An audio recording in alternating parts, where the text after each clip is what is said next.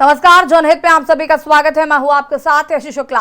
Corona virus के नए JN.1 variant का खतरा लगातार बढ़ता जा रहा है। विश्व स्वास्थ्य संगठन की पूर्व chief scientist doctor Soumya Swaminathan ने कहा कि लोगों को अभी घबराने की जरूरत नहीं है, लेकिन जिस रफ्तार से नया वेरिएंट लोगों को अपने शिकंजे में ले रहा है, उसने लोगों की चिंताएं और मेडिकल स्टाफ की परेशानी को बढ़ा दिया है। बता दें कि JN.1 वेरिएंट को लेकर अभी ये भी नहीं मालूम है कि इसकी वजह से ज्यादा निमोनिया या मौत होगी, लेकिन अभी हमें सामान्य उपाय करने होंगे। लेकिन इन सब के बीच सवाल है कि क्या देश में कोरोना वायरस की चौथी लहर आने वाली है? क्या कोरोना एक बार फिर जिंदगी की रफ्तार पर ब्रेक लगाने वाला है? क्या कोरोना एक बार फिर भयावह होने वाला है? चर्चा आज इसी पर करेंगे, लेकिन उससे पहले रिपोर्ट।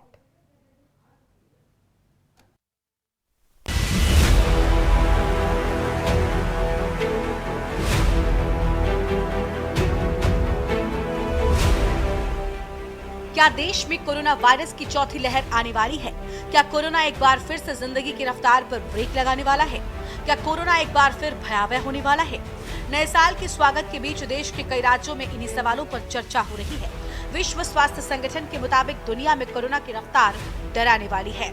WHO ने कहा कि दुनिया भर में कोविड के नए केस में 72% इजाफा हुआ है। यकीनन दुनिया भर में कोरोना के मामले बढ़ रहे हैं। इसी को देखते हुए WHO ने सलाह दी है कि अगर आप बीमार हैं तो घर पर रहें, नियमों के मुताबिक वैक्सीन लें, मास्क पहन कर निकलें, अपने हाथों को साफ रखें और घर को हवादार बनाए रखें। कोविड को लेकर जारी सलाह को भी इसलिए गंभीरता से लिया जा रहा है क्योंकि भारत में एक बार फिर से कोरोना के मरीजों की संख्या बढ़ रही है। देश में बीते 24 घंटे में कोरोना के 423 मामले मिले हैं। इनमें से 266 नए मामले केरल में दर्ज किए गए हैं, जबकि कोरोना के मामलों में दूसरे नंबर पर कर्नाटक है। कर्नाटक में कोरोना के 70 नए मामले मिले हैं। पिछले 24 घंटे में दिल्ली में भी कोविड के 5 नए केस मिले। कम से कम 12 राज्यों में कोरोना के मामले बढ़ते हुए दिख रहे हैं। जानकारों का कहना है कि कोरोना के इस नए वेरिएंट से घबराने की जरूरत नहीं है। हाँ, सावधानी जरूर बरतनी होगी। लक्षण दिखने पर तुरंत सावधान हो जाए और जांच जरूर करवाएं। बता दें कि उत्तर प्रदेश में कोरोना के मामलों पर सरकार की नजर बनी हुई है। लोगों में अगर कोरोना से लक्षण मिलते हैं तो इसकी जांच की जाएगी।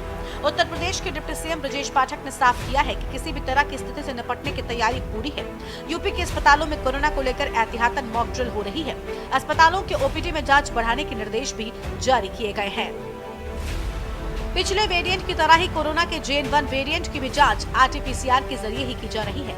जरूरत है तो सर्दी के बीच कोरोना के बढ़ते नए वेरिएंट से बचने की, लेकिन सर्दी का बढ़ता सदम भी लोगों की जान पर भारी पड़ रहा है। दिल के मरीजों के लिए सर्दी जानलेवा साबित हो रही है, तो वही सर्दी के साथ कोरोना का डबल अटैक मरीजों के साथ डॉक्टरों के लिए रोज नई चुनौती भी पेश कर रहा है। स्पेशल डेस्क के न्यूज इंडिया। जी हाँ, तो क्या एक बार फिर कोरोना आम दिनचर्या पर लगाम लगाने वाला है? क्या कोरोना एक बार फिर भयावह स्थिति पैदा करने वाला है? आज हम इसी पर चर्चा करेंगे, क्योंकि पिछले कई दिनों से जिस तरीके से कोरोना के मामले लगातार बढ़ते जा रहे हैं, ऐसे में कहीं ना कहीं ये चिंता का विषय जरूर होता चला जा रहा है। आज हम इसी पर चर्चा करेंगे। मेहमान हमारे साथ जुड़ चुके हैं, उनसे आपका परिचय करा देते हैं। डॉक्टर अशंक एरन जी, चेस्ट स्पेशलिस्ट है, हमारे साथ जुड़ चुके हैं। Doctor Vinay Kumar ji, president RDA AIIMS से हमारे साथ जुड़ चुके हैं। आप दोनों का बहुत बहुत स्वागत है। शुरुआत विनय जी आपसे ही करेंगे। सबसे पहले तो ये जो कोरोना का JN.1 वेरिएंट आया है, इसको लेकर जरा थोड़ी जानकारी दीजिए। किस तरीके का ये वेरिएंट है, क्या इसके लक्षण है? पिछले जो वेरिएंट आए थे उनसे कितना डिफरेंस है इसमें, साथ ही कितना खतरनाक हो सकता है? ये जो JN.1.1 वेरिएंट है, ये हमारे कोरोना जो इससे पहले वेरिएंट था उसी का एक सब वेरिएंट है। और ये वेरिएंट जैसे कि पुराना हमारा जितने भी सिम्टम्स थे कोविड के, लगभग उसी तरीके का इस वेरिएंट से सिम्टम्स हैं। बहुत माइल्ड सिम्टम्स हैं, अभी कोई ऐसे सीवियर सिम्टम्स नहीं रिपोर्ट हुए हैं जो केरला में केसेस डिटेक्ट हुए या अन्य जगह भी हुए। तो जैसे runny nose, sore throat, mild fever, body एक, कुछ एक मरीजों में ऐसे गैस्ट्रोइंटेस्टाइनल सिम्टम्स डायरिया के भी डिटेक्ट हुए। बट अभी कोई किसी को ऐसे सिम्टम्स नहीं थे कि सीवियर ब्रीथलेसनेस हो या जो अन्य लाइफ थ्रेटनिंग सिम्टम्स होते हैं उस तरह का कोई सिम्टम दिखे मरीज में। तो अभी बहुत ज्यादा पैनिक होने की या घबराने की आवश्यकता नहीं है। हाँ, ये जरूर है कि सतर्क रहना है और जो कोविड के नियम पहले भी बताए गए थे उनका पालन करना है। बिल्कुल वापस आएंगे आपके पास। डॉक्टर अशंक आयरन जी हमारे साथ जुड़े हुए हैं। अशंक जी, क्या कुछ कहना चाहते हैं इस नए वेरिएंट को लेकर? जी देखिए, ये जो नया वेरिएंट है, कुछ कुछ ये ओमिक्रॉन जैसा है। जो पहले एक वेरिएंट आके चुका है ओमिक्रॉन, उसमें बहुत तेजी से स्प्रेड होता था। और जब ओमिक्रॉन आया था तो उस समय भी ये चीज थोड़ी पक्की नहीं थी कि आगे चल के वो कैसा। तो हम लोगों को ये समझना होगा कि जो भी ये हर बार एक नया वेरिएंट आता है तो उसकी एडवाइजरी जारी होती है, और ये जो भी सब कुछ प्रोसेस होती है और एक्सरसाइज होती है, इसका कारण यही है कि हम लोग अनश्योर होते हैं शुरुआत में कि जब ये एक अलग तरह का वेरिएंट आया है तो ये आगे चल के कैसा रहेगा कैसा नहीं रहेगा। तो अभी जल्दी होगा कि ये आगे चल के कैसा रहेगा, लेकिन इनिशियल कुछ जो इसका एक्सपीरियंस रहा है, जिन कंट्रीज में ये फैल रहा है, जहां से ये हमारे पास आया है, वो एक्सपीरियंस ये रहा है कि अब तक उन कंट्रीज में भी इसने तेजी से तो फैला है। दो चीजें होती हैं, एक तो विरुलेंस होता है कि एक इन्फेक्टिविटी होती है। तो इन्फेक्टिविटी तो इसकी बहुत ज्यादा है, ओमिक्रॉन से भी ज्यादा है, बहुत तेजी से स्प्रेड करता है। लेकिन विरुलेंस इसकी कम है। विरुलेंस मतलब उसकी मारक क्षमता।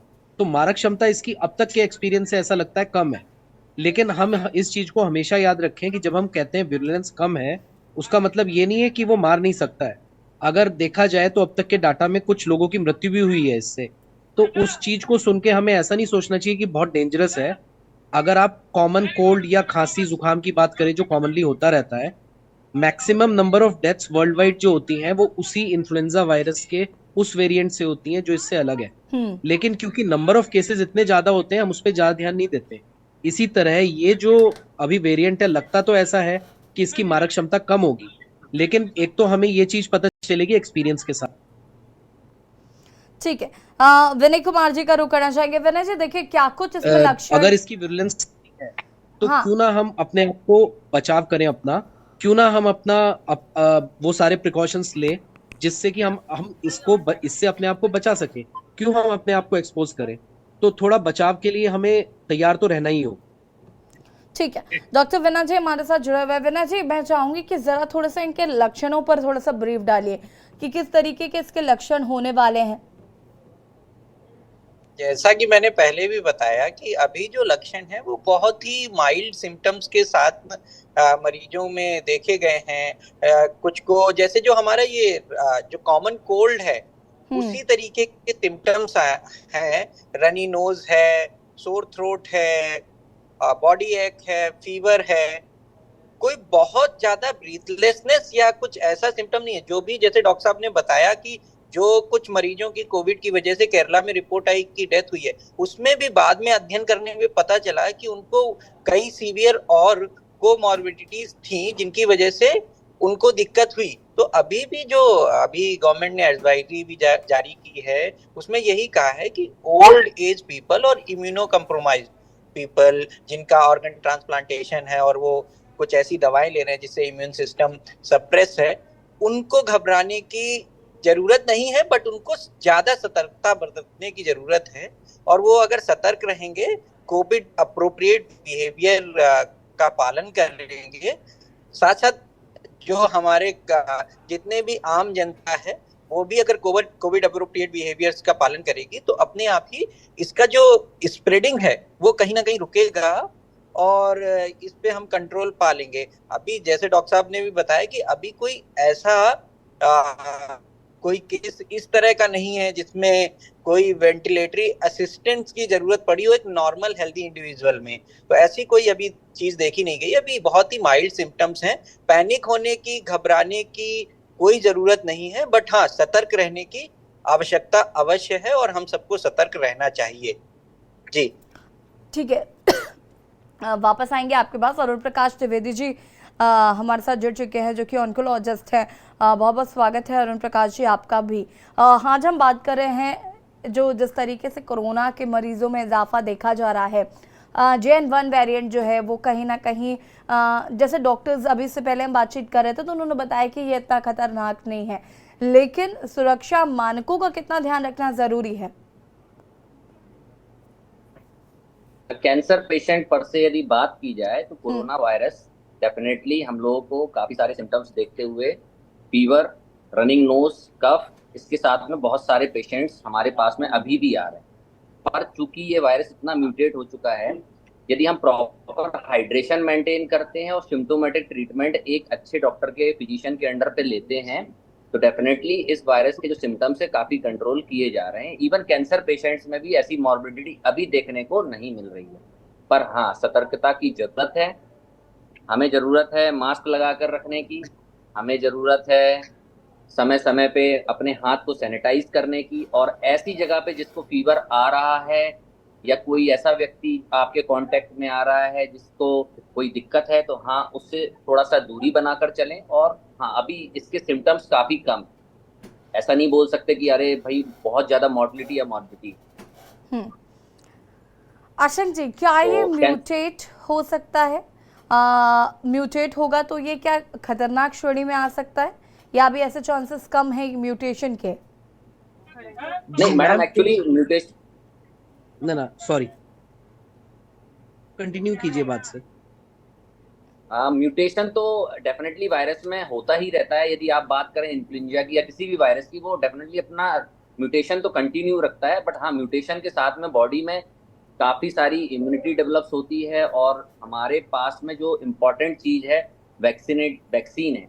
और साथ में पेशेंट्स को भी अब जानकारी है कि उसे किस तरीके से क्या उपाय करने हैं और किस तरीके से अपने आप को सेफ रखना है ऐसे प्लेसेस में जहाँ पे भीड़ है या बहुत ऐसी जगह पर जहाँ पे वायरस काफी ज्यादा है। और सबसे बड़ी इंपॉर्टेंट चीज आप ये ऑब्जर्व करेंगे, जब कभी पेशेंट एक प्लेस से दूसरी प्लेस में मूव कर रहा है तो अक्सर वायरस उसी कंडीशंस पे हो रहा है। तो बच्चे, बूढ़े इस चीज का ध्यान रखें कि यदि वो इवन कानपुर से बनारस भी जा रहे हैं तो अपने आप को मास्क पे रखें, साथ में जगह जगह पर सैनिटाइज का यूज करें, और यदि फीवर आ रहा है उसको हल्के में न ले, हाइड्रेशन और अपने सिम्टोमेटिक ट्रीटमेंट को समय पे लें। ठीक है, वापस आएंगे आपके पास अरुण प्रकाश जी। आशंक किरण जी का रुख कर लेते हैं। आशंक जी, देखिए, जैसे कि भी डॉक्टर साहब कह रहे थे इस बात को कि हमें जो भी प्रिकॉशंस हैं उनको लेकर तो चलना चाहिए, लेकिन हम जानते हैं कि जब ये बहुत सीवियर था उस वक्त भी लोगों के लिए बड़ा मुश्किल था कि मास्क पहन के चल रहे हैं या सोशल डिस्टेंसिंग का फॉलो कर रहे हैं।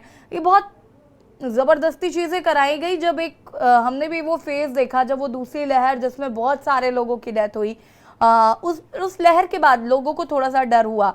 अभी चूंकि चीज़ें सामान्य हो गई हैं तो लोग इतना ज़्यादा कोविड अप्रोप्रिएट बिहेवियर का फॉलोअप नहीं कर पाएंगे। मुझे ऐसा लगता है कि वो मास्क लगाना हो, और मैं किसी और को क्यों कहूँ, हम लोग भी अगर आते हैं तो बहुत रेयर ही होता है कि हम मास्क वेयर करें या फिर हम सोशल डिस्टेंसिंग का फॉलो करें। जब तक चीज़ें हावी नहीं होती तब तक हम नहीं समझते हैं इस बात को, रियलाइज ही नहीं कर पाते हैं कि what is important for us. आपकी बात बिल्कुल सही है मैम, जो आप कह रहे हैं वो 100% सच्चाई यही है। देखिए, जब तक सेकंड वेव नहीं आई थी बहुत अलग अलग तरह की बातें हो रही थी और लोग इस चीज को सीरियसली नहीं ले रहे थे, और सेकंड वेव में हमने देखा लगभग हर मोहल्ले से कम एक डेथ हुई। इस तरह का जब डर बना तभी लोगों ने इस चीज को समझा। देखिए, अगर आप देखें पूरे वर्ल्ड में, जापान ऐसा कंट्री है कि वहां पे लोग अपने कॉमन, कोरोना तो बहुत अब आया है, जापान में कब से लोग ना मास्क पहन के घूमते हैं और 24 घंटे जब भी वो घर से बाहर निकलते हैं मास्क पहनते हैं, and which is such a good thing. अगर आप जापान में देखेंगे तो जो चेस्ट रिलेटेड डिजीजेस हैं वो जापान में बहुत कम, और पॉल्यूशन का असर लोगों को बहुत कम पहुंचता है लोगों तक। तो मास्क इज जस्ट मतलब एक इस तरह की चीज है, जैसे हम कपड़े पहनते हैं, हमें आदत है, अगर हम मास्क पहनना शुरू करें और उसको आदत पे बना लें तो ये कोई बहुत बड़ी चीज नहीं है। आप जापान में देखिए सभी लोग मास्क पहनते हैं। इसको अगर हम अपनी लाइफस्टाइल में शुमार कर लें तो ना सिर्फ ये हमें कोरोना से बचाएगा, ये बहुत सारी ऐसी चीजों से बचाएगा, पॉल्यूशन, चेस्ट रिलेटेड वायरसेस और बैक्टीरिया को बहुत हद तक हमारी लाइफ से कम करेगा। तो मास्क पहनना तो अपने आप में एक बहुत अच्छी चीज है।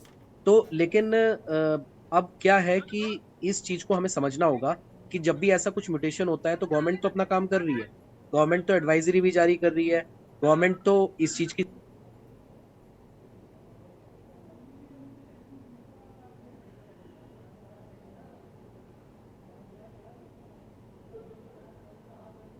अपने बचाव के लिए काम करना पड़ेगा। अगर सोच के बैठ जाएगी कि गवर्नमेंट ने कर दिया डॉक्टर्स ने कर दिया और हम सेफ हो गए, ऐसा नहीं हो सकता। हर चीज के लिए एक अप्रोप्रिएट टाइम पे टीका नहीं बन सकता, हर चीज के लिए अप्रोप्रिएट टाइम पे दवाई नहीं बन सकती।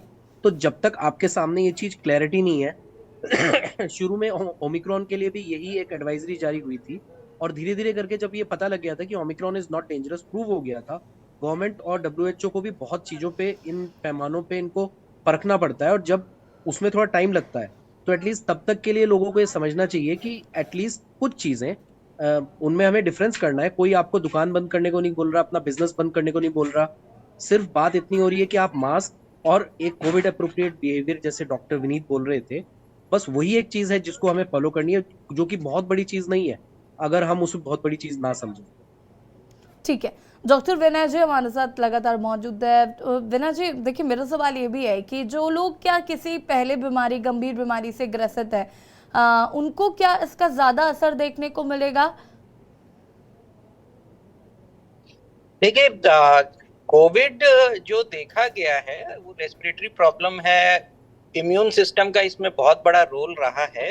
हमारी जो वैक्सीन बनी वो भी इसी आधार पे बनी कि इम्यूनिटी कैसे बढ़ाई जाए, इस पे जोर दिया। तो अगर पहले से किसी भी व्यक्ति को पहले से कोई सीवियर इलनेस है तो जाहिर सी बात है कि उसको सीवियर सिम्टम्स हो सकते हैं, उसको सीवियर डिजीज प्रोग्रेस कर सकती है। पहले भी और अभी भी यही एडवाइस किया जा रहा है। हमारे साथ जो भी पैनलिस्ट हैं वो भी यही बार बार यही बोल रहे हैं कि हमें इसको गंभीर और जानलेवा की तरफ ना बढ़े, इस पे ज्यादातर सतर्कता बरतनी है। तो उसके लिए सिंपल सी एक चीज है कि यदि आप सीवियर इलनेस से पहले से जूझ रहे हैं तो आप ज्यादा डेंजरस जोन में हैं इस कोविड वायरस के, या कोई और भी इन्फेक्शन है उसके लिए आप ज्यादा प्रोन हैं। तो जब भी कोई अन्य बीमारी के साथ अगर कोविड होता है तो उसके सिम्टम्स सीवियर होते हैं, वो एक तरीके से जानलेवा हो सकते हैं। अभी भी जैसे ये JN1.1 वेरिएंट जब केरला में पहली बार डिटेक्ट हुआ, फिर एकदम से इसका सर्ज बढ़ा और एक साथ 4 डेथ हो गई। उन चारों मरीजों का अध्ययन करने पर यही पता चला कि उन सबको, किसी को सीवियर कार्डियक पहले से परेशानी थी, कोई किडनी डिजीज से जूझ रहा था, एक मरीज का ट्रांसप्लांट हुआ था, तो सब इम्यूनो कॉम्प्रोमाइज स्टेज में थे या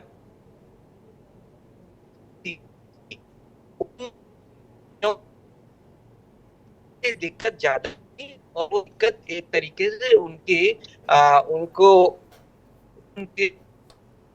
हो गए। तो जितने भी सिंपल सी एक चीज अगर वो फॉलो कर लें, यदि आप ओल्ड एज स्टेज में हैं, बच्चे हैं, या कोई इम्यूनो कॉम्प्रोमाइज स्टेज है, या कोई अन्य सीवियर बीमारी है, तो आप कोविड अप्रोप्रिएट बिहेवियर आज अभी से अपनाएं। आम पब्लिक भी अपनाएगी तो वो बहुत अच्छा रहेगा। लेकिन जैसा कि डॉक्टर साहब ने बोला कि जब तक कुछ होता नहीं है इंडिया में या कहीं भी, तब तक उसको इतना सीरियसली लेते नहीं है। तो ओमिक्रॉन, जैसे ही ओमिक्रॉन का वेरिएंट आया, लोगों को पता चला कि हाँ ये इतना सीरियस नहीं है, तो लोगों ने अपनी जिंदगी से कोविड अप्रोप्रिएट बिहेवियर को हटा दिया। लेकिन अब वो समय शायद फिर से आ रहा है कि हम फिर से अपनी जिंदगी में एक सोशल डिस्टेंसिंग, मास्क और हाथों को सैनिटाइज करना, खुली हवा में विनय जी देखिए, ये तो मैं और आप बखूबी यहाँ पर समझ रहे हैं कि कोविड अप्रोप्रिएट बिहेवियर कितना जरूरी है। लेकिन समस्या तो यही है कि जब आप जैसे वरिष्ठ डॉक्टर इस बात को कह रहे हैं कि ये इतना ज्यादा प्रभावशाली नहीं होगा, नॉर्मल सर्दी जुकाम जैसा है, तो हम लाख कह लें आप मास्क पहनिए, वो नहीं पहनेंगे। जब ये असर ही नहीं करना हमारी बॉडी पे, जब इसका रिएक्शन ही नहीं होना है, एक नॉर्मल खांसी जुकाम जैसा ही होना है, तो लोगों का भी तो सवाल है कि आखिर हम क्यों मास्क पहनकर घूमें, एक और बोझ बढ़ाएं। नहीं, ऐसा नहीं है। देखिए, हम में से किसी ने ये नहीं बोला कि इसका असर ही नहीं होना या ये ऐसा ही रहेगा। अभी की कंडीशन में पैनिक नहीं होना है, अभी सीवियर सिम्टम्स नहीं है, बट हम सभी ने यही बोला है कि ये कैसा बिहेव करेगा आगे, वो कोई नहीं जानता है। हो सकता है ये नॉर्मल सर्दी जुकाम की तरह, अन्य वेरिएंट्स की तरह चला जाए, या हो सकता है ये सीवियर रूप ले। तो जब सीवियर रूप लेगा तब तो अपने आप ही विपदा में लोग हर चीज का इस्तेमाल करते हैं। हमारे यही सबसे आग्रह है कि अभी से अगर वो कोविड अप्रोप्रिएट बिहेवियर को अपनी जिंदगी में लाना शुरू करेंगे तो उस कंडीशन पे शायद ना पहुंचे हम, जो हमारे और हमारी जिंदगी के लिए सही नहीं है। तो क्या होगा ये तो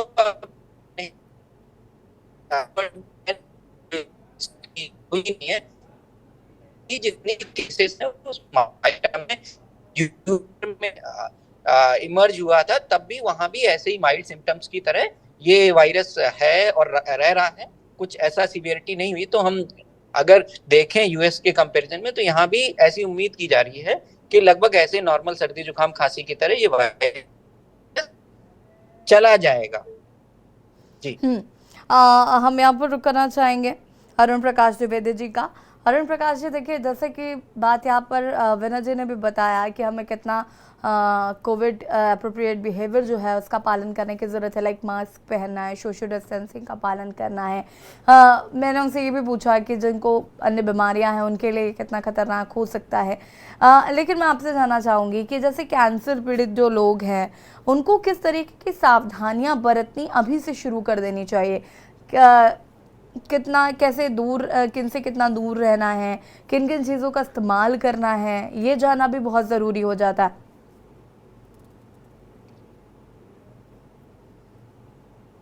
अनम्यूट कीजिएगा please. Cancer patient usually immuno compromise होते हैं और साथ में यदि हम ठंड की बात करें तो स्पेशली जो हमारे पेशेंट्स होते हैं उनमें कहीं ना कहीं टोबैको का कंजप्शन काफी ज्यादा होता है, चाहे वो स्मोकिंग के फॉर्म में हो चाहे वो टोबैको के, तो उसके कारण से इनके जो लंग्स की इलास्टिसिटी है वो भी काफी कमजोर होती है। तो पेशेंट्स ऑलरेडी कैंसर से जूझ रहा है, ऑलरेडी उसको कहीं ना कहीं लंग भी उनका इतना कॉम्प्रोमाइज है, साथ में एक आप यदि वायरस लेते हैं तो डेफिनेटली भले ही माइल्ड वेरिएंट है लेकिन आपको काफी जकोर कर जाता है, आपको काफी ट्रबल्स देके जाता है।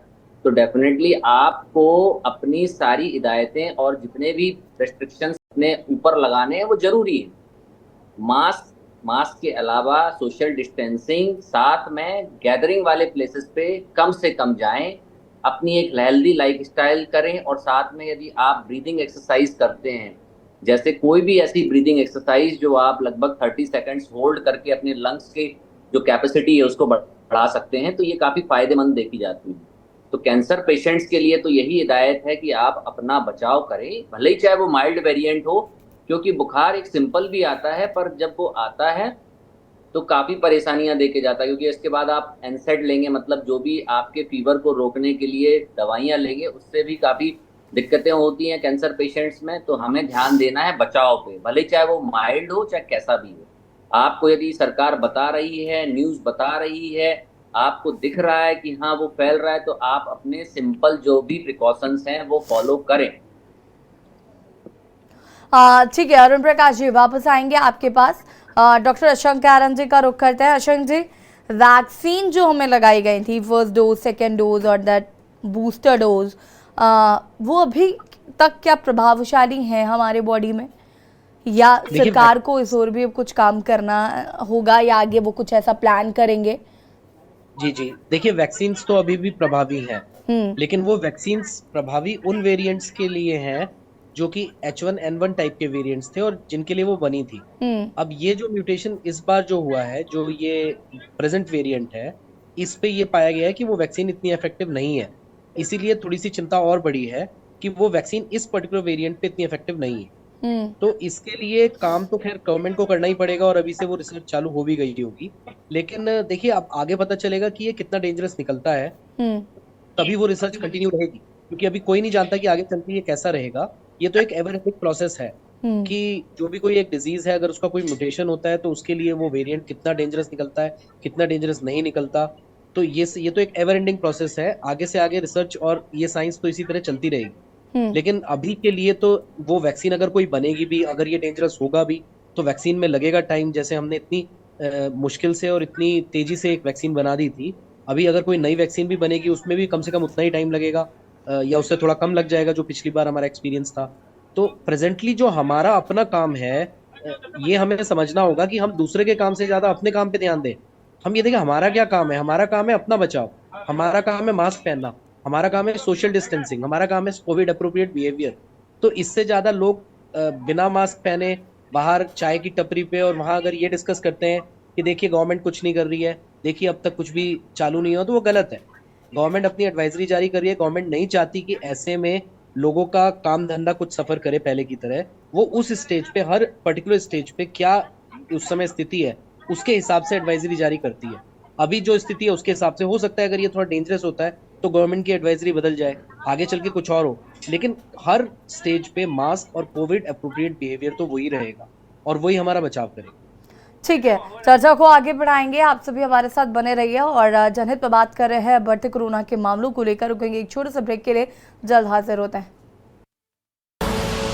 आप देख रहे हैं के न्यूज़, खबरों का सारथी।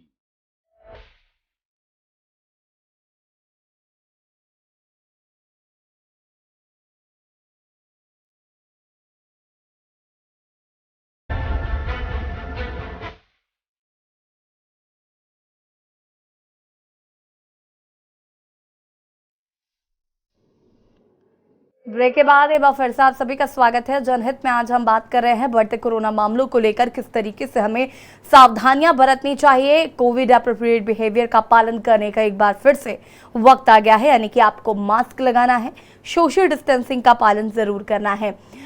सरकार इसको लेकर लगातार एडवाइजरी जारी कर रही है।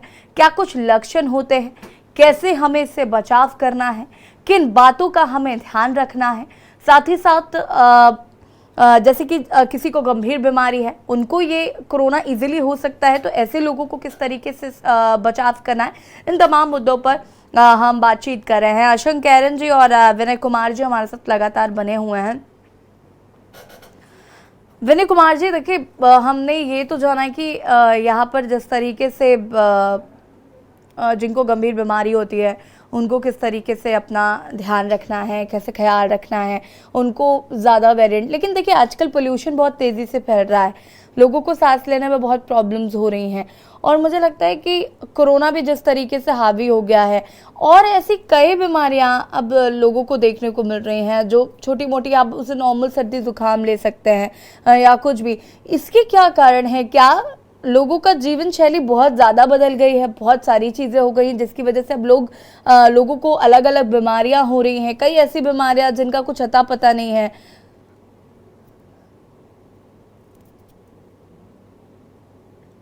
देखिए आजकल तो अब जो जमाना आ गया है उसको कहते हैं मॉडर्नाइजेशन।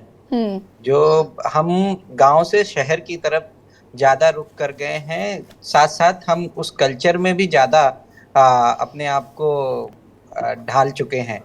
तो अब फास्ट फूड जो है, बर्गर, अनहेल्दी फूड, ये सारी चीजें हमारी जिंदगी में रोज आ रही हैं, जिसकी वजह से बहुत ही हमारी बॉडी का जो प्रतिरोधक क्षमता है, इम्यून सिस्टम जो है, वो बहुत प्रभावित हुआ है, और अब वो उतना शक्तिशाली शायद नहीं रहा है, जिसकी वजह से जो छोटी छोटी बीमारी जो पहले बिल्कुल जिसका कोई मतलब नहीं होता था, वो अब गंभीर रूप लेकर आ रही है। तो हमें अपनी जिंदगी में अब फिर से योग का अपनाने की तरफ जाना चाहिए। जो हेल्दी फूड सिस्टम था हमारा, हेल्दी डाइट, फ्रूट्स, वेजिटेबल, उनका कंजम्पशन अगर हम ज़्यादा करें। रात में जैसे आजकल देखा गया है कि अब कोई 10, 11, 12 बजे तक सोता ही नहीं है। छोटे छोटे बच्चे भी अब 11, 12 बजे तक जगते हैं। तो वो हमें उस जीवन शैली को कहीं ना कहीं उसका बहुत ज़्यादा रोल आ गया है, जो इम्यून सिस्टम को बहुत ज़्यादा हैम्पर कर रहा है। हमें early to bed early to rise, इस वाले कॉन्सेप्ट को फिर से अपनी ज़िंदगी में लाना होगा। वेजिटेबल्स, फ्रूट्स, इन सबको ज़्यादा से ज़्यादा अपनी लाइफ में लाना होगा। तो इस तरीके की हेल्दी डाइट अगर हम अपनाएंगे, हेल्दी लाइफस्टाइल अपनाएंगे, तो अपने आप ही इम्यून सिस्टम अच्छा होगा, हमारा मस्तिष्क अच्छा होगा, बॉडी अच्छी होगी, और ये जो बीमारियां हैं जो अब हो रही हैं, इनका कहीं ना कहीं इनसे निजात हम पा सकते हैं।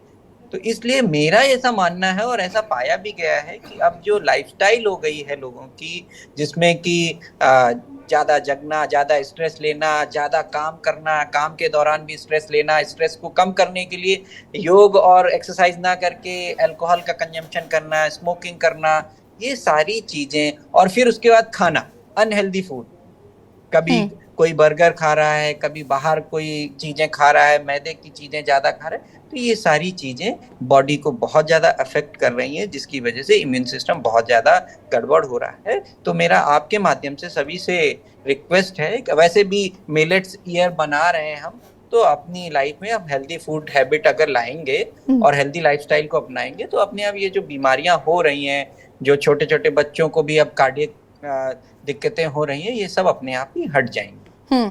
ठीक है, वापस आएंगे। आशंक जी, इम्यून सिस्टम को कैसे मजबूत करना है? इम्यून सिस्टम मजबूत करना है वो तो ठीक है, लेकिन कैसे करना है ये मैं चाहूंगी कि आप बताएं। देखिए, डॉक्टर साहब ने भी काफी कुछ इसके बारे में बताया है। आगे मैं 2-3 चीजें इसमें ऐड करना चाहूंगा। एक तो इम्यून सिस्टम बढ़ाने के लिए आपको 3 चीजें हैं। एक आपका लाइफस्टाइल, दूसरा आपकी डाइट, और तीसरा आप कितना रेस्ट लेते हैं। तो आपकी डाइट में जितना रंग बिरंगी सब्जी और फल आप खा सकते हैं वो आपको अपनी डाइट में इंक्लूड करना है। एक चीज होती है एंटीऑक्सीडेंट। एंटीऑक्सीडेंट सबसे ज्यादा जो ये नेचुरल सब्जियां और फल हैं इनके अंदर मिलता है। तो अगर आपकी डाइट में सब्जियों और फल की मात्रा अच्छी है तो आपका जो पोषण है, आपके अंदर जो आहार आ रहा है वो अपने आप एक सोर्स ऑफ प्रोटेक्शन बनेगा। पहली चीज तो ये। दूसरी चीज आपका लाइफस्टाइल। आपके लाइफस्टाइल में क्या आप ऐसी चीजों का प्रयोग करते हैं जैसे अल्कोहल और सिगरेट स्मोकिंग, टबैको च्यूइंग, ये सारी चीजें सब जानते हैं स्वास्थ्य के लिए हानिकारक हैं। तो क्या आप इनका प्रयोग करते हैं? अगर करते हैं तो कितना करते हैं? और क्या आप अपने आप को इनसे रेस्ट्रिक्ट कर सकते हैं एटलीस्ट, अगर आप इन्हें खत्म नहीं कर सकते तो? तीसरी चीज, आपकी रेस्ट, कितना रेस्ट लेते हैं आप? आपकी स्लीप कैसी है? क्या आपकी स्लीप अच्छी है? अगर आपकी स्लीप 8 घंटे की पूरे दिन में नहीं है, एक अच्छी नींद 8 घंटे की एक हेल्दी आदमी के लिए बहुत जरूरी। तो आपकी नींद पूरी नहीं हो रही है तो वो अपने आप में डिजीज का एक कारण है। फिर आपकी पर्सनैलिटी कैसी है? आप कितना स्ट्रेस ले रहे हैं अपनी लाइफ में? क्या आप अपनी पर्सनैलिटी को थोड़ा काम कर सकते हैं? क्या आप डिजीजेस से को प्रिवेंट करने के लिए अपने आप को थोड़ा सा डिस्ट्रेस कर सकते हैं? इन सब चीजों को करने के लिए आपको अपनी डाइट को इम्प्रूव करना पड़ेगा। आपको अपनी नींद का प्रॉपर टाइम रखना पड़ेगा। Early to bed early to rise, ये तो बहुत समय से हम सब जानते हैं, मगर इसको फॉलो नहीं करते। हमें अपना स्क्रीन टाइम कम करना पड़ेगा। टीवी, लैपटॉप, मोबाइल, इस पूरी तीनों चीजों का टाइम हमारी लाइफ में 2 घंटे से ज्यादा का नहीं होना चाहिए एक दिन। और 2 घंटे से ज्यादा देखिए ये करना पड़ेगा, और कितना हम फॉलो कर रहे हैं ये भी तो समझना होगा ना। अब जैसे आपने कहा स्क्रीन टाइम 2 घंटे से ज्यादा नहीं होना चाहिए। कई बार क्या होता है, अभी आजकल चूंकि मल्टीनेशनल कंपनीज इतनी हो गई हैं, लोग घंटों के हिसाब से लैपटॉप में बिजी रहते हैं। कई लोगों को तो मैं ऐसे जानती हूँ कि वो सुबह से लेके शाम तक लैपटॉप पे बैठे रहते हैं। लैपटॉप पे कंटिन्यूटी उनकी में, कहीं शादी वादी में भी जाते हैं तो वहां पे भी उनका लैपटॉप ऑन रहता है। They are busy on their laptops हो गए या फोन हो गए। बच्चे आजकल खाना नहीं खाते हैं बिना मोबाइल फोन देखे। तो ये जो जितने बदलाव हो रहे हैं, हमें क्या करना है ये तो मुझे लगता है बहुत सारे पेरेंट्स को भी पता है। मैं कई पेरेंट्स को जानती हूँ जो इस बात को खुद कबूल करते हैं कि भाई मुझे अपने बच्चे को मोबाइल नहीं देना है, लेकिन अगर मोबाइल नहीं दे रहे तो वो खाना नहीं खा रहा है। अब वो खाना नहीं खा रहे हैं तो ऑटोमेटिक पेरेंट्स क्या करते हैं, लो भाई मोबाइल ही ले लो तुम। तो इस तरीके का जो इस समय चल रहा है, ये मुझे लगता है ज्यादा लोगों को प्रॉब्लम आगे आने वाले समय में देखने को मिलेगी। बच्चों को आप स्पेशली अगर आप 2 घंटे का स्क्रीन टाइम दे रहे हैं तो वो 2 घंटे आउटडोर गेम्स जाके खेलें। उसको बताना दें कि जो 4 घंटे आप स्पेंड करते हैं मोबाइल पे, 2 घंटे से ज्यादा आप मोबाइल पे टाइम नहीं स्पेंड करेंगे। बाकी के जो 2 घंटे हैं वो आप आउटडोर गेम्स जिसमें फिजिकल एक्टिविटी है उसको आप करेंगे।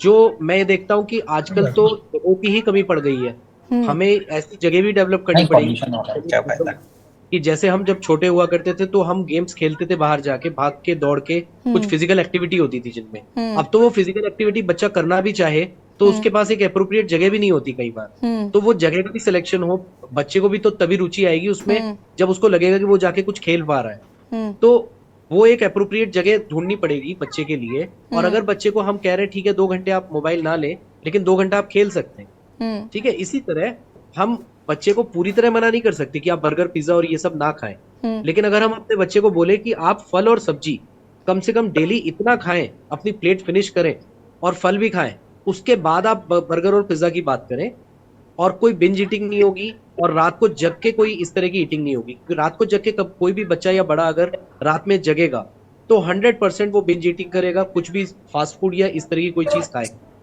तो ये कुछ चीजें हैं जो जिन ट्रिक्स का पेरेंट्स जो है थोड़ा यूज कर सकते हैं और इससे अपने बच्चों को थोड़ा सा मॉडिफाई कर सकते हैं इन चीजों से। और जहां तक आपने बात की, जो लोगों का जॉब ही इससे एसोसिएटेड है उनको तो नहीं हम बचा सकते। अगर किसी का जॉब ऐसा है तो अपनी लाइफ में फिर कम से कम 1 घंटा 2 घंटे का योगा का टाइम रखना चाहिए। कुछ तो अपना टाइम रखना चाहिए कि जिससे वो अपने आप को डिस्ट्रेस कर पाए। योगा और मेडिटेशन, फिर आप ये समझिए कि जब वो अपनी लाइफ से उस लैपटॉप को नहीं निकाल सकते फॉर ऑफिशियल रीजंस, तो एटलीस्ट उनके पास कम से कम कुछ 2 घंटे का समय ऐसा तो होना चाहिए कि वो उसको कंपनसेट कर पाए। योगा और प्राणायाम 2 ऐसी चीजें हैं कि जो अगर लाइफ में उनको इंक्लूड कर लें तो वो बहुत सारी बीमारियों से वैसे ही इस चीज को दूर कर सकती है। बिल्कुल। विनय जी, जब हम योगा, फिटनेस और इन सब की बात करते हैं तो मेरे दिमाग में वो वीडियोस आ जाते हैं जो कई लोग एक्सरसाइज कर रहे हैं, कई सेलिब्रिटीज ऐसे थे जिनकी डेथ हो गई। हम कई बार इस पर बातचीत कर चुके हैं, लेकिन ये बहुत सीरियस मैटर है, क्योंकि मुझे लगता है हम इस पर बात करते हैं उसके 2-4 दिन बाद मैं ऐसे कई वीडियोस और देख लेती हूँ कि डांस कर रहे हैं, डेथ हो गई। अभी हाल ही में शायद मध्य प्रदेश का एक वीडियो आया, एक फैमिली खाना खाने गई हुई थी, खाना ऑर्डर किया, खाना सर्व हो रहा है और वो देखते देखते व्यक्ति की मौत हो गई। तो ये चीजें आजकल बहुत ज्यादा देखने को मिल रही हैं। जी, ऐसा देखा गया है कि अभी पिछले 1-2 महीने में गुजरात से रिपोर्ट आई कि गरबा करते करते 1-2 लोग फेंट हुए और उनका कार्डियक अरेस्ट हुआ और उनकी डेथ हो गई। और कई जगह से भी ऐसी रिपोर्ट्स आई। काफी यंग डॉक्टर्स हमारे, जैसे मैं अभी एम्स का प्रेसिडेंट हूँ तो मेरे को एस्टेब्लिश यंग डॉक्टर्स भी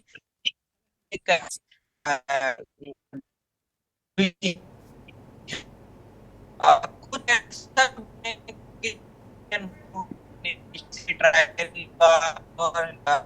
वजह से हुआ, बट मैं आपको ये बताना, ऐसी कोई स्टडी नहीं हुई है जिससे ये सब प्रूव हो कि ये सब ये इसलिए हो रहा है। इसके अन्य और कारण हो सकते हैं। कई बार स्ट्रोक हो सकता है, खून की जो नसों में कोई थक्का है वो ब्रेन में जाकर अटक सकता है, कहीं कोई अन्य पैथोलॉजी हो सकती है जिसकी वजह से सडन कार्डियक अरेस्ट मरीज या कोई व्यक्ति उसकी सडन डेथ हो जाती है।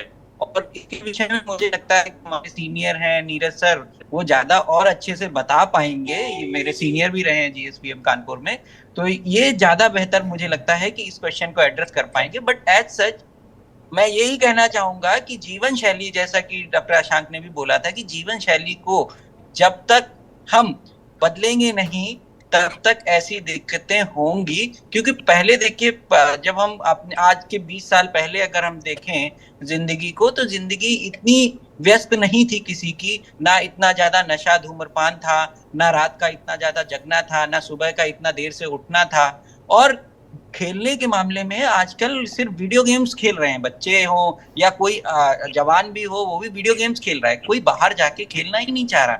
जब तक आप बाहर नहीं जाओगे, कसरत नहीं करोगे, बॉडी में एक्सरसाइज नहीं होगी, तो सही तरीके से बॉडी की जो स्ट्रेस हैंडलिंग पावर है वो कैसे डेवलप होगी। ठीक है, डॉक्टर नीरज कुमार जी कार्डियोलॉजिस्ट हमारे साथ जुड़ चुके हैं, स्ट्रेस को सही से कर पाए। नीरज जी, बहुत बहुत स्वागत है आपका सबसे पहले तो के न्यूज में। और शुरुआती में चूंकि आप पर हार्ट की बात चल रही है और कहते हैं दिल स्वस्थ होता है तो जीवन बहुत अच्छा चलता है सभी का, लेकिन आजकल हार्ट डिसीज बहुत हो रही हैं, प्लस हार्ट अटैक्स के मामले जो बहुत ज्यादा देखने को मिल रहे हैं, जगह जगह से जो वीडियोस आ रहे हैं, क्या बड़ा कारण आप मानते हैं इन चीजों के लिए? मेडिकल अगर हम स्पष्ट रूप से बात करते हैं तो 2 चीजें हम लोगों को पहले समझनी पड़ेगी। पहला है कि क्या हम, एक वर्ड होता है बीइंग हेल्दी और सेकंड वर्ड है बीइंग फिट। तो बीइंग हेल्दी का मतलब ये होता है कि हमारे शरीर में जब हम कोई जांचें कराते हैं तो उसमें किसी तरह की कोई बीमारी नहीं निकल के आती है, हमारी सारी रिपोर्ट्स है, ब्लड और जो भी रिपोर्ट्स आप कराते हैं वो नॉर्मल आती हैं। This is being healthy. दूसरा यह होता है कि बीइंग फिट। बीइंग फिट का मतलब ये है कि अगर हम 20 साल के हैं, हमारी उम्र 20 साल है, तो क्या हम इस 20 साल की उम्र में जो एक एक्सपेक्टेड वर्क है, जो एक एक्सपेक्टेड इंटेंसिटी ऑफ वर्क है, क्या हम उस इंटेंसिटी के साथ उस वर्क को पूरा कर पा रहे हैं? तो अगर जैसे कि 20 साल के कोई एक लड़का है, उसकी हमने सब रिपोर्ट्स कराई हैं, इको, ईसीजी वगैरह सब करा लिया, एक्सरे करा लिया, वो ठीक है, सब रिपोर्ट ठीक आई हैं, लेकिन उसको कहा गया कि आप जरा 1 किलोमीटर दौड़ के आइए। वो 300-200 मीटर में ही जाके थक जाता है और रुक जाता है। तो वो हेल्दी तो है, लेकिन वो फिट नहीं है। तो ये जो डिफरेंस है दोनों वर्ड्स का, यही परेशान कर रहा है। हम लोगों को लगता है कि अभी हम यंग हैं, हमारी एज 35 है, लेकिन जैसे ही हम कुछ काम करते हैं, जैसे किसी की शादी में डांस कर रहे हैं, तो हमारा शरीर इतना भी फिट नहीं है कि वो डांस कर सके हम। और उसी इससे ये जो सडन इंक्रीज इन लोड, जो हमारे हार्ट के लिए जो अचानक से थोड़ा सा काम उसको हम बढ़ाने की कोशिश करते हैं, तो उसी में परेशान होके वो परेशान हो जा रहा है, उसको अटैक हो जा रहा है, उसमें ब्लॉक हो जा रहा है। तो बेसिकली क्या है कि मैं हमको इससे रिलेटेड मेरा एक और सवाल है आपसे। कई ऐसे सेलिब्रिटीज थे जो किसी तरीके के एक्स्ट्रा सप्लीमेंट्स नहीं ले रहे थे अपने आप को फिट रखने के लिए या बाइसेप्स बनाने के लिए, कुछ भी बहुत नेचुरल चीज़ें थी उनके जीवन में, लाइक योगा करना या अपने आप को उस तरीके से फिट रखना जो हेल्दी वे में हो, लेकिन उसके बावजूद भी उनको इजीली हार्ट अटैक पड़ा।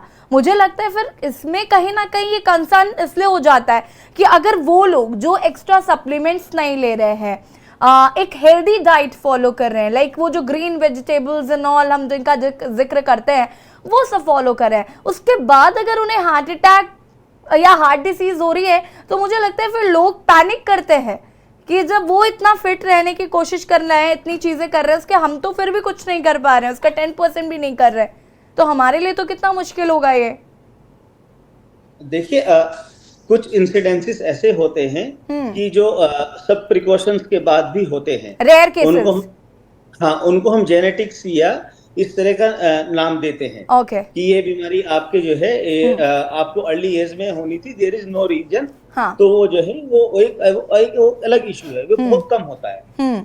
देखिए, आप जो है अच्छा खा रहे हैं, आप सारी सावधानी बरत रहे हैं, वो अच्छी बात है, वो सबको करना चाहिए, लेकिन अपनी बॉडी को हमको टेस्ट करने के लिए जैसे जैसे जो रनिंग होता है, ब्रिस्क वॉकिंग होता है, एक्सरसाइज करना होता है। एक्सरसाइज करने का मतलब मेरा यहाँ पे वेट उठाने से बिल्कुल नहीं है। एक्सरसाइज से मेरा मतलब है कि जैसे पहले रस्सा कूदी होती थी, हम लोग खो खो खेलते थे, फुटबॉल खेलते हैं, आप रन करते हैं, आप ब्रिस्क वॉक करते हैं, आप बहुत तेज तेज चलते हैं। एक्सरसाइज का मतलब ये जो एक्सरसाइज है, जिनको हम कार्डियक एक्सरसाइज के नाम से जानते हैं, अगर आप अपने कार्डियक एक्सरसाइज को बहुत अच्छे से करते हैं तो बहुत कम चांस होगा कि आपको कोई हार्ट की प्रॉब्लम इस तरह के परेशान करे। लेकिन फिर भी 1000 में से 1 केस ऐसा हो सकता है कि किसी एथलीट को भी कम उम्र में हार्ट अटैक आ सकता है, तो वो इंसिडेंसेस अलग है, उनको हम रेयर इंसिडेंस बोलते हैं, लेकिन उसको हम एग्जाम्पल नहीं बना सकते मैक्सिमम टाइम, क्योंकि हम लोग फिजिकली इनएक्टिव रहते हैं और जितने भी तरह के स्ट्रेस हैं वो सब हमारे लाइफ में है, और हम लोग एक्सरसाइज पे बिल्कुल ध्यान नहीं दे रहे हैं। मैक्सिमम रीजन यही है। नीरज जी, मुझे पता चला है कि आपने एक राम किट बनाई है। उस राम किट के बारे में मैं चाहती हूँ कि जरा दर्शकों को अवगत कराएं। देखिए, क्या है कि जैसे ही कोई पेशेंट आपकी इमरजेंसी में आता है, किसी भी हॉस्पिटल इमरजेंसी में जाता है और डॉक्टर को वहां पे लगता है कि आपको ये जो पेन है ये कार्डियक पेन हो सकता है, तो एक बहुत ही सालों से चला हुआ इलाज है जिसको हम कार्डियक लोडिंग डोज के नाम से जानते हैं। उसमें जो भी पेशेंट अगर इस तरह का आता है तो उसको हॉस्पिटल में 2 गोली खून पतला करने की दवाई, जिसमें इकोस्प्रिन मेन होती है, वो हम लोग खिलाते हैं। दूसरा 1 टैबलेट होती है स्टैटिन, जिसमें रोजवास्टैटिन या अटोरास्टैटिन हो सकता है, वो हम खिलाते हैं। और तीसरा उस मरीज को 1 टैबलेट आती है आइसोर्डिल या सोर्बिट्रेट नाम से, वो दवाई उसको जीभ के नीचे रख के चूसने के लिए दी जाती है। ये एक स्टैंडर्ड प्रोटोकॉल है जो कि लगभग हर हॉस्पिटल में अगर लगता है कि कार्डियक पेन है उसको उसके साथ किया जाता है। एक्चुअली क्या है कि जो जिस तरह की ये अभी डेथ हो रही हैं, कल एक IIT के प्रोफेसर थे, वो अनफॉर्चुनेटली एक्सपायर हो गए। अभी कुछ दिन पहले शिवपुरी के वाइस काउंसलर ट्रेन में एक्सपायर हो गए हैं। तो बहुत सारी ऐसी घटनाएं हैं। तो मन में एक ये था कि क्यों ना इसको एक नाम दिया जाए, एक ऐसा नाम दिया जाए इन 3 दवाइयों को जो हर आदमी के मन में घर का जाए, उसको याद आ जाए। तो हमने इसको एक राम किट नाम से एक किट बनाई है, जिसमें ये 4 गोलियां हैं, जिसमें 2 गोली इकोस्प्रिन की है, 1 टैबलेट रोजुवास्टेटिन या अटोवास्टेटिन की है और तीसरी गोली आइसोर्डिल या सॉर्बिट्रेट की है। अगर कोई पेशेंट जिसको कि घर में चेस्ट पेन हुआ, वो अपने साथ रखता है और अनफॉर्चुनेटली इसको कभी चेस्ट पेन को झेलना पड़ जाता है, वो जैसे कहीं भी है, वो रेलवे स्टेशन पे है, वहीं पे अगर वो दवाई अपने आप खा लेंगे और वो 1 गोली को चूस लेंगे, तो जो हॉस्पिटल ट्रांजिशन टाइम जो है, उसके घर से जो हॉस्पिटल आने में जो टाइम लगता है 25 मिनट 50 मिनट 1-2 घंटा जितना भी, वो पीरियड आपका अनट्रीटेड नहीं रहा। और इन दवाइयों के बारे में कहा जाता है अगर इसको बहुत सही समय पर ले लें तो ये बहुत अच्छी मात्रा में हार्ट अटैक को रोक सकती हैं। और ये भी हो सकता है कि जब तक आप हॉस्पिटल पहुंचे आपका ईसीजी नॉर्मल हो जाए। तो इसीलिए इस किट को हमने एक नाम दिया और इसको नाम दिया है राम किट। ये हिंदी में भगवान राम के नाम के साथ ये किट का नाम जोड़ा गया है। इसलिए जोड़ा गया है कि अगर ये जानकारी हमारे सभी मेडिकल स्टोर वालों को हो जाए कि राम किट में ये 3 दवाई होती हैं, तो अगर एक रिक्शे वाला या कोई अनपढ़ या इलिटरेट आदमी भी जाकर वहां पर नाम बोल देगा कि हमको राम किट की दवाई दे दीजिए, तो उसको इंग्लिश दवाइयों के नाम याद नहीं करने पड़ेंगे कि सॉर्बिट्रेट, इकोस्प्रिन एंड रोजुवास्टेटिन, ये बड़े कैची नाम नहीं है। लेकिन राम किट एक नाम है और दूसरा हमारी आस्था जुड़ी हुई है भगवान राम के साथ। कुछ भी गलत होता है तो हम कहते प्रभु राम बचाएंगे, अब इनका तो राम ही मालिक है। तो ये जो आस्था है वो हमने आस्था के साथ इसमें जोड़ दिया है, तो दवाई अपना काम करेगी और जो प्रभु का आशीर्वाद है वो अपना काम करेगा। और ये कैची नाम बनाया राम किट, ये केवल इसीलिए बनाया है कि एक जो बहुत ही कम पढ़ा लिखा इंसान है वो भी जाकर अगर बोल देगा तो उसको वह दवाई उपलब्ध हो जाएगी। नीरज जी, मैं ये भी चाहूंगी कि जरा दर्शकों को ये भी बताइए कि जिनको हार्ट अटैक आ रहा हो या वो उसके क्या लक्षण होते हैं, कैसे हम पहचानेंगे कि इस व्यक्ति को हार्ट अटैक हुआ है? जी, बहुत ही अहम सवाल। और इसमें जैसे सब लोग जानते हैं कि हार्ट अटैक में एक चेस्ट पेन होता है और ये पेन जो है ये आपके ये गर्दन, जबड़ा, कान और गाल की तरफ जाता है। दूसरा, ये पेन आपके शोल्डर, लेफ्ट हैंड और आपके हैंड में नीचे ट्रेवल करता है। तीसरा, अगर आपको आपकी एज है और आपको राइट हैंड में भी पेन हो रहा है तो वो भी उतना ही सिग्निफिकेंट है जितना कि आपके लेफ्ट हैंड का पेन। तो राइट हैंड का पेन भी आपके अंजाइना का ही सिम्टम होता है। दूसरा, मैं इसके साथ ये भी बताना चाहता हूं कि हार्ट अटैक के इतने सारे प्रेजेंटेशन हैं, इतने ज्यादा तरीके से ये प्रेजेंट करता है कि जो हमारा चेस्ट पेन है वो 40 से 50% मरीजों में ही होता है। बाकी के मरीजों में जो हार्ट अटैक के लक्षण होते हैं वो होता है बहुत तेज से सांस फूलना, आपको अचानक से घबराहट हो जाना, बहुत तेज से चक्कर आना, बेहोश हो जाना। आपको चक्कर आना हो सकता है, आप बेहोश हो सकते हैं, आपको घबराहट हो सकती है, आपकी धड़कनें धीमी या बहुत तेज हो सकती हैं, अनियंत्रित हो सकती हैं, उनकी रफ्तार कम ज्यादा हो सकती है।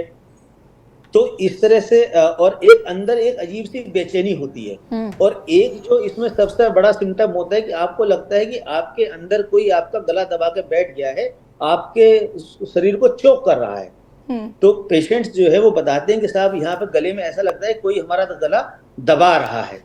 तो ये जो लक्षण है ये बहुत ही इंपॉर्टेंट लक्षण होते हैं।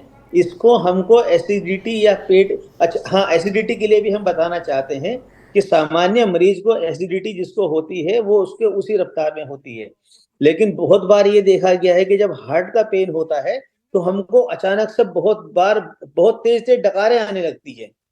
हमको डकार जैसे आती हैं और हमको जो एसिडिटी वाले लक्षण होते हैं वो बड़ी फ्रिक्वेंटली हो जाते हैं। तो ये भी एक लक्षण है, आप इसको बिल्कुल इग्नोर ना करें। अगर आपको पता है कि आपको कभी एसिडिटी की समस्या नहीं रहती है और अचानक से आपको डकार आनी शुरू हो गई है, ये चेस्ट में, पेट में एसिडिटी वाला दर्द शुरू हो गया है, तो कृपया करके उसको एसिडिटी का दर्द ना माने, उसको एक तरह का हार्ट पेन या हार्ट अटैक के ही लक्षण मानते हुए अपना इलाज कराएं।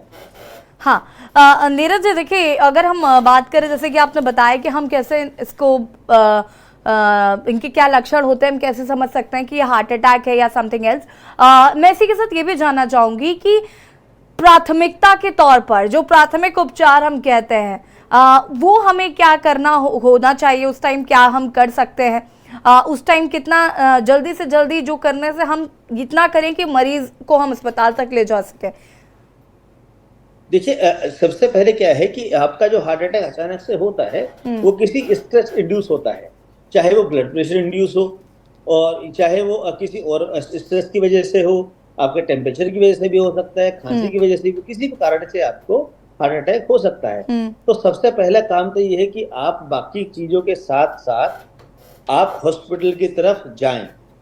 लेकिन कभी कभी ये चीज अगर आपके पास राम किट घर में उपलब्ध है तो सबसे पहले आप उसको खाएं और फिर आप हॉस्पिटल की तरफ जाएं, क्योंकि आप जब तक ये समझ पाएंगे कि ये हार्ट का पेन है या नहीं है और उसको एक्सक्लूड करने के लिए अपना ईसीजी और बाकी चीजें कराएंगे, हो सकता है तब तक आपकी जान पे बनाए। तो आप किसी भी इस तरह के पेन को जिसमें कि आपको लगता है कि एक दो लक्षण हैं ऐसे जो कि हार्ट के दर्द के हो सकते हैं, तो आप उसको हार्ट का पेन ही मानते हुए, हार्ट अटैक के लक्षण ही मानते हुए बहुत जल्दी से जल्दी, अगर आप जितना भी जल्दी कर सकते हैं, आप मेडिकल अटेंशन लें। और इसीलिए हम लोगों ने राम किट बनाई है कि अगर आपके पास ये उपलब्ध है तो इसको खाने में मुश्किल से आपको 1 मिनट लगेगा और अब तक आप अस्पताल पहुंचे, क्योंकि ये माना जाता है कि हार्ट अटैक के लिए पहले 14 से 18 मिनट बहुत इंपॉर्टेंट होते हैं। जो पहला जो 15 मिनट का जो टाइम है, 14 से 18 मिनट का टाइम है, ये बड़ा क्रूशियल होता है कि उसी समय पे आपका हार्ट के अंदर क्लॉट बन रहा होता है और वो एक्सपेंड हो रहा होता है। अगर हम आपको उसी समय के अंदर ये दवाई ले लेते हैं, आपको इलाज मिल जाता है या आप हॉस्पिटल पहुंच जाते हैं, तो आपके बचने और सरवाइव करने के चांस मैक्सिमम होते हैं। ठीक है नीरज जी, बहुत बहुत शुक्रिया आपका कि न्यूज पर जुड़ने के लिए और हमारे दर्शकों को इतनी महत्वपूर्ण जानकारी देने के लिए, साथ ही साथ इस राम किट के बारे में भी जानकारी साझा करने के लिए। और जैसे कि आपने कहा कि इस राम किट का नाम राम किट क्यों रखा गया, तो ये भी काफी ज्यादा इंस्पायरिंग है लोगों के लिए भी कि बहुत इजीली लोग इसे यूज भी कर सकते हैं। जो लोग नहीं भी पढ़े लिखे उन्हें भी पता है कि राम किट से हम कितना फायदा लोगों को हो सकता है। बहुत बहुत शुक्रिया आपका दर्शकों को तमाम जानकारी देने के लिए। अन्य डॉक्टर्स भी हमारे साथ जुड़े थे, आप लोगों का भी बहुत बहुत शुक्रिया तमाम जानकारी दर्शकों तक साझा करने के लिए। कैसे हमें अपने दिल का ख्याल रखना है ये डॉक्टर नीरज जी ने आपको बताया है, कैसे हम अपने दिल का ख्याल रख सकते हैं, कैसे हम ये समझ सकते हैं कि ये हार्ट अटैक के लक्षण है नहीं, ये तमाम जानकारी हमारे दर्शकों को यहाँ पर डॉक्टर के पैनल ने बताई है। और कोरोना फिर से वापस आ गया है, मास्क का उपयोग करना जरूरी है, सोशल डिस्टेंसिंग का पालन करना बहुत जरूरी है। जनहित में फिलहाल इतना ही। देखते रहिए के न्यूज़ इंडिया। नमस्कार।